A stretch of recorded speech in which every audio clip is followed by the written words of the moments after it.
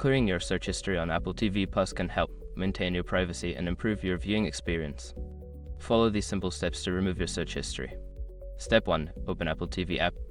Launch the Apple TV app on your Apple TV device. This is where you can access all your content and settings. Step 2. Navigate to Settings.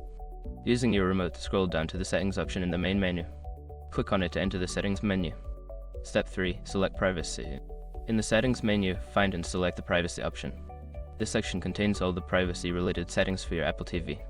Step 4. Clear Search History. Look for the option labeled Clear Search History. Click on it to remove all previous search entries from your Apple TV Plus account. Step 5. Confirm Action. A prompt may appear asking you to confirm that you want to clear your search history. Confirm your choice to complete the process.